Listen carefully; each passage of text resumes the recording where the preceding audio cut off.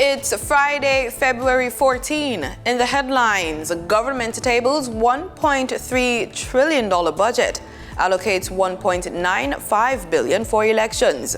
3 new government senators sworn in. Caribbean Maritime University to establish non-destructive testing lab. In business news, Mayberry team acquires Dollar Financial. Regionally, ExxonMobil working with Guyana to conclude agreement for shallow block. And in sports, 6 Jamaican athletes build for the upcoming Grand Slam track. This is the weekend news on PBC Jamaica. I'm Simone Absalom Gale.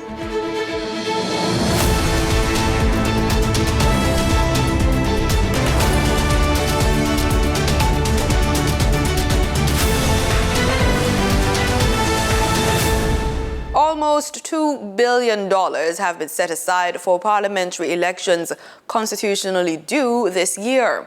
The figure is noted within the proposed budget for the next financial year 2025-2026 that starts on April 1. The budget is set in an almost $1.3 trillion estimate of expenditure tabled in the House of Representatives on Thursday by Finance Minister Favour Williams. Reflecting on challenges faced over the years, in her short address, Minister Williams described Jamaica and Jamaicans as resilient. The Jamaican economy did not become resilient overnight or just by itself on its own. The Jamaican economy has become resilient as a result of the people and the sound policies of this Andrew Holness-led government.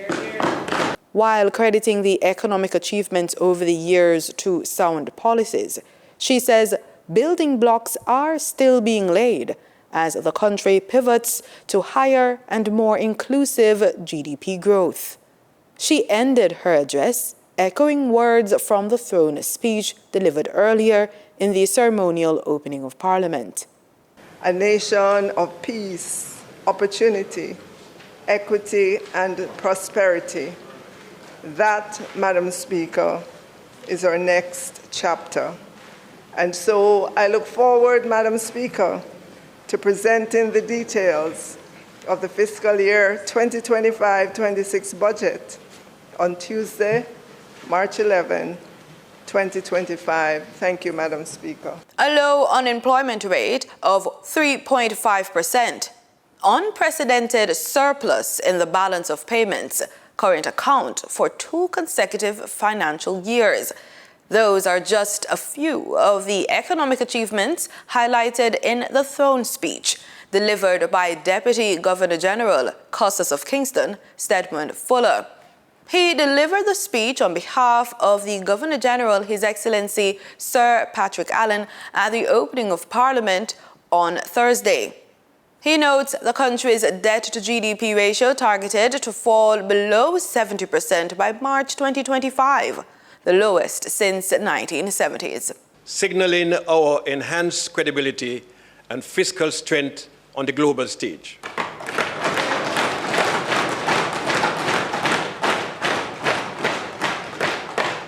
We are now just 3 upgrades away from achieving investment-grade status. Custis Fuller also notes record high net international reserves of $5.6 billion at the close of 2024, and significant rebounds in both business and consumer confidence. As we reflect on these remarkable achievements, let us recognize that they are not merely milestones of progress, but stepping stones towards an even brighter future. The speech also highlights Jamaica's improved standing on the global financial stage, with credit ratings at their highest levels. Custis Fuller says the government is committed to developing a customer-centric ecosystem to further economic development, starting with the public sector. We are determined to improve public sector efficiency, governance, and accountability through innovative performance reporting systems. Efforts to planning, monitoring, and evaluation will continue with the development of an electronic performance monitoring and evaluation system, which will standardize processes across government and facilitate real-time data access to enhance decision-making. He says the country is in need of a responsive public sector. Digital services continue to expand with the development of a proof-of-life application, which will be introduced shortly to simplify verification by pensioners.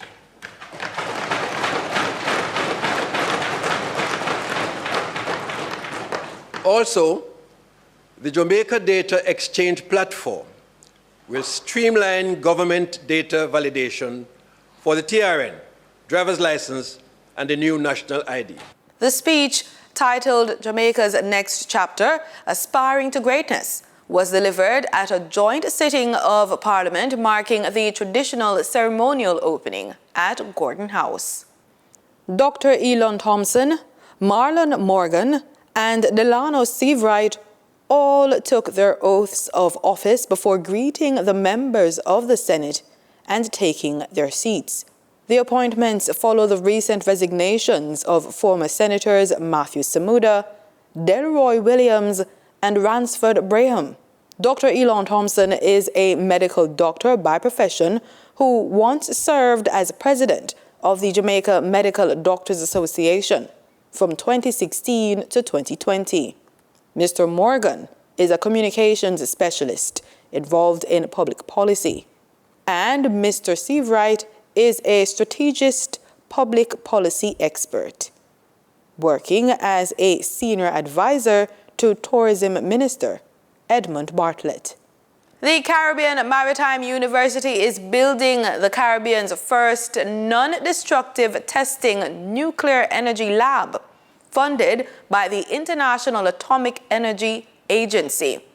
CMU's president, Professor Andrew Spencer, says the lab will advance maritime energy solutions and other industries with a trained faculty member, soon to be the region's only certified expert in radiation safety. Danita Rodney has the story. The Caribbean Maritime University, CMU, is building the region's first non-destructive testing nuclear energy lab. It is said to be 25% complete and funded by the International Atomic Energy Agency. CMU President Professor Andrew Spencer says it will support critical testing and advance Jamaica's maritime energy goals. Why does this matter to our industry? Because nuclear energy as an alternative source of energy is one of those areas that Jamaica has been looking to, but even more importantly for our industry, the maritime industry, when we think about the efficiency of ports, there is a desire to have vessels, when they come in to our ports, operate more efficiently. So when vessels come and they have to generate energy from their own sources, fossil fuels and otherwise, the Caribbean stands to reap most of the negative effects of that.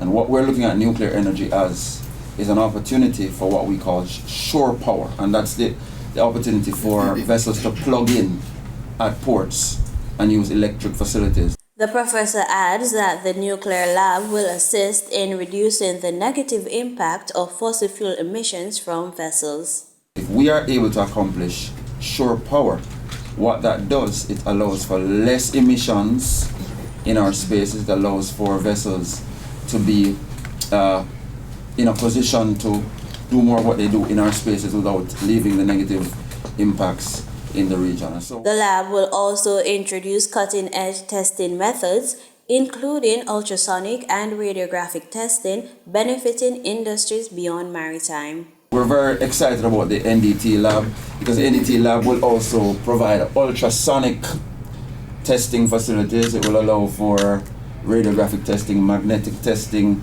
dye penetration testing, all of which is not available in any other institution in our region. And so we're very proud to be at the forefront of this particular innovation. With this development, CMU continues to position itself as a leader in regional technological advancements. Reporting for the news on PBCJ, I am Danita Rodney. Reggae singer Rohan Bennett, whose stage name was determined, has died. He's known for his mid-1990s hit single Kete Drum in collaboration with Beenie Man. The singer passed away on Thursday after a battle with stomach cancer. He was 52 years old. Time now for the business report with Denise Williams.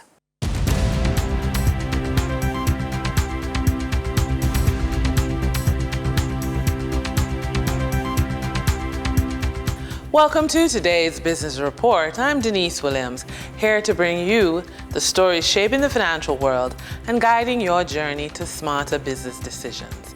Let's dive into the top headlines.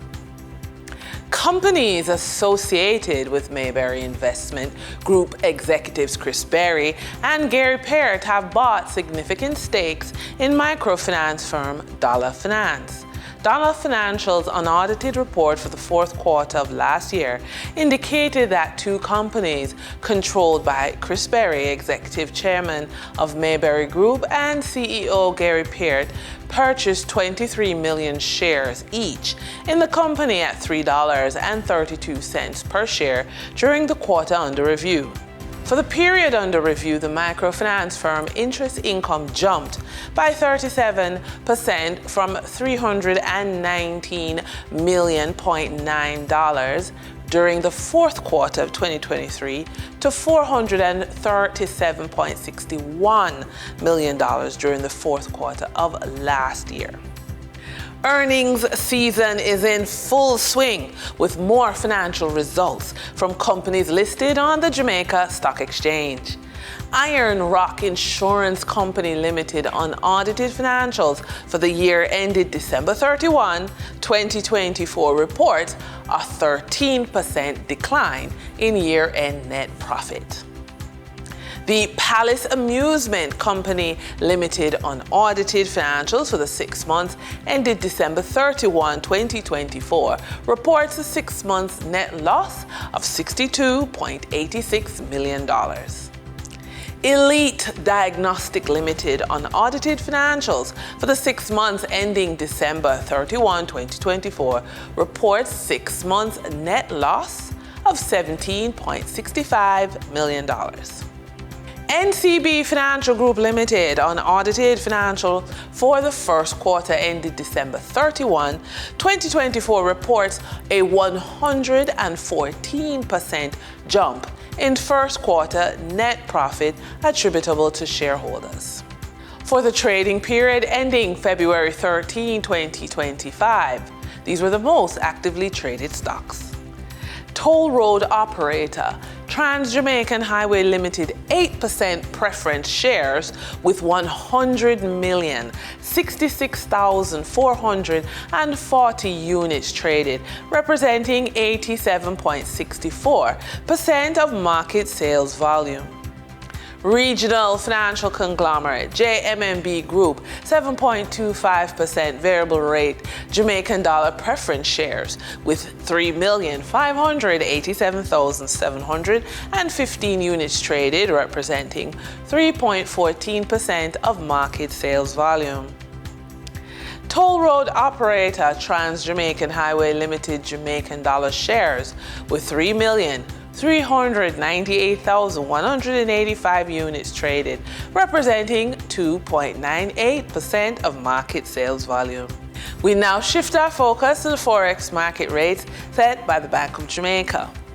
On February 13, 2025, the Bank of Jamaica reported US $52.49 million purchased and US $62.85 million sold by Forex traders. Forex traders earned $1.05 per dollar, selling the US at $158.17 and buying the US at $157.12.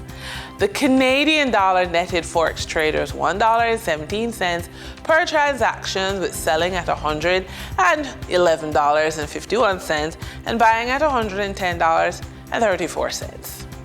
The British pound yielded forex traders $2.05 in profits, with selling at $197.76 and buying at $195.71. For our credit report tip of the day, rebuilding your credit can sometimes feel like navigating an obstacle course. Each challenge is a hurdle, and yet every hurdle has its counter move. So if your challenge is sky-high interest rates, then your strategy is to shop around for competitive rates and negotiate terms as your score improves. Every little dollar saved counts. But what if your challenge is an overwhelming debt load? Then your strategy is to prioritize paying down high-interest debts first and consider debt consolidation to streamline your repayment process. When you're building from nothing to financial recovery and resilience, particularly for professional women over the age of 45, you may feel trapped in people-pleasing habits and feel stuck in the inertia of rebuilding your financial life. Well, it's really time to pivot towards cash-building activities. So let's say you have residual emotional pain. Then your action plan is to work on healing past financial wounds by consulting advisors who specialize in modern income stream building that blend emotional support with strategic planning. But what if inertia in financial action is your challenge? Then your action is to commit to a 90-day cash building challenge. Set weekly milestones, whether launching a digital product or making consistent market investments, and celebrate every victory. And that wraps up today's business report. I'm Denise Williams, reminding you that every financial decision is a step toward your future. Until next time, stay focused, stay informed, and keep striving for success. See you soon.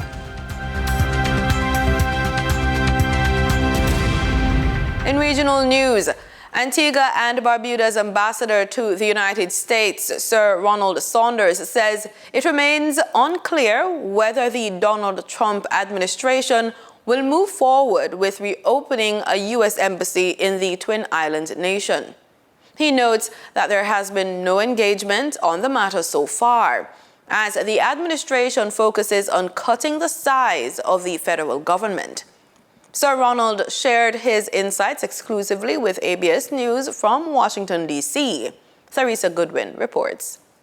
ABC News in the United States cited sources on Thursday that the U.S. State Department has instructed its embassies around the world to start planning for staff reductions. It is part of a push by the Trump administration to slash the size of the federal workforce. That process is being led by the world's richest man, Elon Musk, who is leading the Department of Government Efficiency, DOGE. This country's top diplomat in Washington, D.C., Sir Ronald Saunders, explains what are the likely implications for any effort to establish a U.S. embassy in Antigua and Barbuda. Places are closing down, not opening up. So whether Mr. Trump would put, and Marco Rubio, the Foreign Secretary, will put an embassy in Antigua and Barbuda, which will cost money, ahead of all of the cuts that are being made in government now by DOGE, this department being run by Elon Musk, is a question only they can answer. The embassy was approved by former U.S. President Joe Biden shortly before his term ended. There was no objection when the Biden administration passed on its recommendations to the Trump transition team. Since then, there has been no further update from the Trump administration. However, Sir Ronald indicates some key U.S. officials who have the task of liaising with Antigua and Barbuda and other countries in this region are yet to be appointed. I can't even tell you right now who the Assistant Secretary of State in the State Department is responsible for Latin America and the Caribbean, because no one has been appointed. I cannot tell you who the Assistant Secretary responsible for the Caribbean on economic matters is, because that person has still not yet been appointed. I have, a couple of days ago, written to the Caribbean desk of the State Department saying, when these people are appointed, would you please provide me with their names? These developments are being closely watched as Antigua and Barbuda sees the potential re-establishment of an embassy as part of the strong ties it has traditionally maintained with the U.S. Theresa Goodwin, ABS News. An ExxonMobil-led consortium is still in talks with the Guyanese government over a shallow water block awarded in the country's first oil auction. The group, which includes ExxonMobil Hess and CNOOC, won Block S8, but it is negotiating key terms beyond the fiscal conditions set in the production sharing agreement. ExxonMobil Guyana President Alistair Rutledge says there is interest in oil production at the site, while the company also explores its potential for carbon capture and storage. I don't really want to speculate on, are we near, are we not near? I think the important thing is that we continue to have that discussion in a collaborative way to try to find an agreement that works for all parties, that incentivizes the investment, incentivizes taking the risk, because of course it's, these are blocks with no discovery, so you're having to take the exploration risk, invest money, and not know whether ultimately you'll ever make any money back or recover your costs. So, it has to be an agreement that incentivizes the investment, which is what the country wants, but also then returns a reasonable, sharing of any profits that may flow in the future should there be economic discoveries. In Trinidad and Tobago, with AI technology rapidly advancing, the Ministry of Education has begun discussions on a framework for teachers incorporating artificial intelligence. Speaking on the Morning Brew, Ministry Representative Dr. Carla Fromberg says the first phase will involve sensitizing principals and educators. Despite challenges, she noted that the new AI tools could be introduced in schools as early as the next academic year. AI has grown in use and quantity over the last 5 years, and we recognize at the ministry that there are lots of possibilities to modernize the system with AI, but there are also challenges. And so we need to put our teachers in a position where they can navigate the landscape of AI, the sea of AI, in a way that shows their confidence and in a way that will allow our children to flourish and become creators and innovators. And so we at the Teacher Education, Performance and Professional Development Division at the Ministry of Education has embarked on training for and building competency. Excellent. So I realize the objective is there's a duality to it, where it's to improve the teacher's performance and I guess the access, but also to impart some of this knowledge and to I guess, motivate the students and let them understand the proper use, really, of the said AI. Yes, well, that is the vision of the ministry. Everything that we do is to ensure that our children become the future that we want them to be. We want to put our people first, and we want to create that population that is effective, efficient creators. And so we plan for that in mind with our teachers. Tell me about some of the training components and the timeline we're looking at. So we are building competency in using phases, and our first phase will be sensitization. And so during the month of February and March, we will be engaged in sensitization of curriculum officers and school supervisors. We start on Friday, and then we move on to sensitizing our principals, also in February, and then in March we dedicate some time towards our teachers. In sports, we lead off with athletics. 6 Jamaican athletes, 3 men and 3 women, have joined Grand Slam Track, an upcoming professional track and field league.